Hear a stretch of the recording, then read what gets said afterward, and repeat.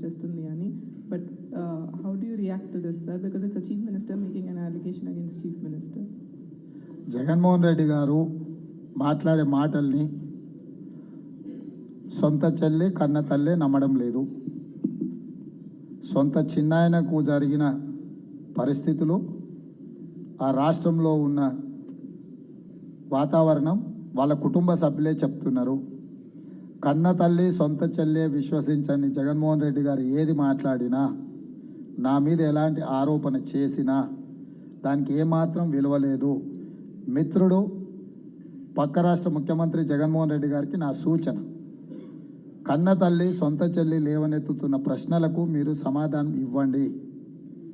వాళ్ళ యొక్క ఆలోచన ఆవేదన మీ కుటుంబ అంతర్గత విషయమైనా బహిరంగంగా రాజకీయ వేదికల మీద చర్చ జరుగుతుంది కాబట్టి జగన్మోహన్ రెడ్డి గారు దాని మీద దృష్టి పెడితే ప్రయోజనం ఉంటుంది. రేవంత్ రెడ్డి ఈరోజు కాంగ్రెస్ పార్టీ అధ్యక్షుడు, తెలంగాణ రాష్ట్ర ముఖ్యమంత్రి. రేవంత్ రెడ్డి లాయల్టీ 100% కాంగ్రెస్కి ఉంటుంది. వ్యక్తులతో వ్యక్తిగత పరిచయాలు, సత్సంబంధాలు, రాజకీయాలకు ఎలాంటి సంబంధం లేదు.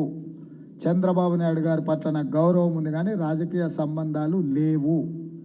వారితో ఉన్న రాజకీయ సంబంధాలను తెంచుకొని 2017 అక్టోబర్ 31 నాడు కాంగ్రెస్ పార్టీలో నేను చేరిన.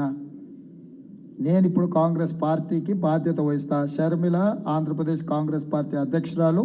ఖచ్చితంగా షర్మిల నాయకత్వాన్ని బలోపేతం చేయడానికి, ఆంధ్రప్రదేశ్లో కాంగ్రెస్ని గెలిపించడానికి నా వంతు సహకారం ఉంటుంది. కాబట్టి వారు కుటుంబ సమస్యల్ని పరిష్కరించే దాని మీద మనసు పెడితే బాగుంటుందని నేను సూచన చేస్తున్న వారికి. సీఎం గారు, నేను మధు అండి, ఆర్టీవీ నుంచి. బీజేపీ నుంచి వస్తున్నటువంటి ఎక్కువ అలిగేషన్లో ప్రధానంగా ఈరోజు ప్రధాని కూడా మాట్లాడారు, హైదరాబాద్లో మాట్లాడుతూ కాంగ్రెస్ అధికారంలోకి వస్తే ఆర్టికల్ 370ని మళ్ళీ పునరుద్ధరిస్తుంది, తర్వాత యూసీసీని ఇంప్లిమెంట్ కాకుండా చేస్తుంది, తర్వాత ట్రిపుల్ తలాక్ని మళ్ళీ లాగూన్ చేస్తుంది. ఈ రకంగా ఉంది సిచ్యువేషన్ అంటుంది. మరొకటి దీనికి యాడ్ ఆన్ ఏంటంటే హైదరాబాద్ ఎంపీ అభ్యర్థి గురించి మాట్లాడారు, కాంగ్రెస్ ఎంపీ అభ్యర్థి గురించి.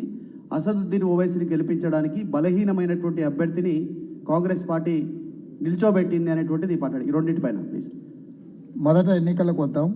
హైదరాబాద్ నగరాన్ని, జంట నగరాలను 3 జిల్లాలుగా విభజించిన మేము, హైదరాబాద్, సికింద్రాబాద్, ఖైరతాబాద్ అని. ఖైరతాబాద్ జిల్లా అధ్యక్షునికి ఎమ్మెల్యే టికెట్ ఇచ్చినాం, సికింద్రాబాద్ జిల్లా పార్టీ అధ్యక్షునికి రాజ్యసభ ఇచ్చినాం, హైదరాబాద్ జిల్లా అధ్యక్షుడికి హైదరాబాద్ పార్లమెంట్ టికెట్ ఇచ్చినాం. మేము మా పార్టీలో ఉండే నాయకులకు మేము టికెట్లు ఇచ్చినాము. అదే భారతీయ జనతా పార్టీ నాయకులను కాదని ఇచ్చిన టికెట్ హిందువులకు. 60% పైగా హైదరాబాద్ పార్లమెంట్లో ముస్లిం జనాభా ఉంటే హార్డ్ కోర్ హిందూ లాంగ్వేజ్ కూడా కాదు, ముస్లిమ్స్లని కించపరిచే విధంగా మాట్లాడే వాళ్ళని పెట్టడం ద్వారా నరేంద్ర మోడీ గారు అసదుద్దీన్ ఓవైసీని ఎన్నికలు గెలిపించడానికి ఒప్పందం చేసుకున్నాడు. నరేంద్ర మోడీ గారు ఈరోజు అసదుద్దీన్ ఓవైసీ గారిని ముస్లిమ్స్ ఓడించాలని అనుకున్నా ఆ ముస్లిమ్స్ ఓటేయలేని పరిస్థితి నరేంద్ర మోడీ గారు కల్పించారు. అదే మాధవిలత ప్లేస్లో ఒక న్యూట్రల్, ఒక అందరినీ కలుపుకోపోయే వ్యక్తిని ఈ ఎన్నికల బరిలో దించిన ఉంటే ముస్లిం ఓట్లలో కొంత పర్సెంటేజ్ బీజేపీకి వస్తే మిగతా ఓట్లు కూడా యాడ్ అవుతే అప్పుడు అసదుద్దీన్ ఓవైసీని ఓడించడానికి అవకాశం ఉండే. తీవ్రమైన వ్యతిరేకత ఉన్నది అసదుద్దీన్ ఓవైసీ మీద హైదరాబాద్ పార్లమెంట్లో. కానీ ఆ వ్యతిరేకత ఉన్నా సరే ఇటు పక్కన ఓటు వేయలేని పరిస్థితి కల్పించిందే నరేంద్ర మోడీ గారు.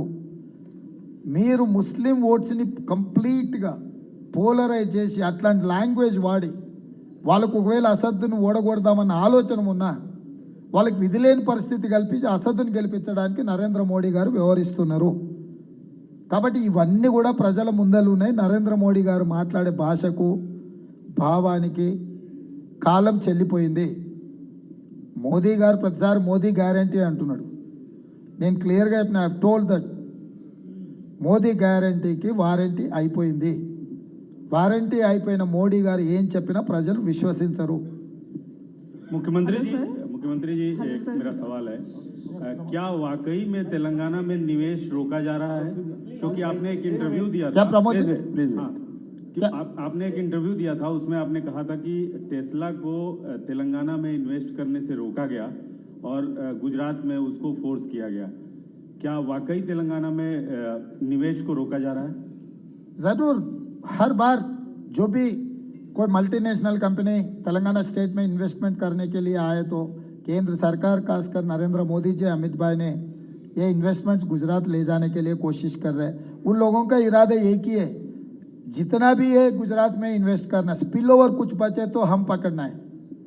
टेस्ला नहीं, उसके साथ साथ भी बहुत सारे हैं। मैं 13 तारीख के बाद पूरा मैं लिस्ट दूंगा जो पहले तेलंगाना इन्वेस्टमेंट करने के लिए इधर आ चुका है, उसके बाद यहाँ छोड़कर गुजरात चले गए, कुछ लोग देश छोड़कर चला गए कि अभी ये केंद्र सरकार से कुछ परमिशन लेना है तो मोदी जी, अमित भाई ने जो कह रहा है वही काम करना है। जो नहीं कर सकता है वो देश छोड़कर जा रहा है। आज के तारीख में जहां तक मुझे पता लग रहा है, टेस्ला ने चाइना जाने के लिए कोशिश कर रहा है। Hello, sir. Hi, sir. I'm Kapuli Mukherjee from News 18. And KTR recently said in an interview that you and Rahul Gandhi are issuing contradictory statements. If he's saying that Chaukidar chor hai, you are saying that the PM is Bade Bhai.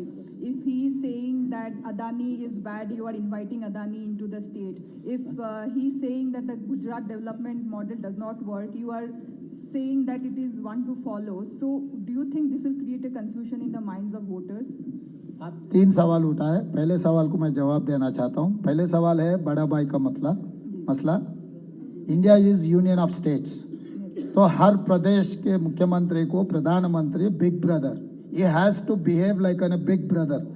That is what my intention. I have told categorically, I have participated one developmental program with Narendra Modi ji. I have told him, but when you have said 5 trillion economy, if you wanted to grow that 5 trillion economy, I have one of the metropolitan city out of 5. Hyderabad, Mumbai, Bangalore, Calcutta, Delhi. So I have asked, I have demanded metro rail, Musi River development, ITIR corridor, other investments. So government of India has to give these permissions and funds. So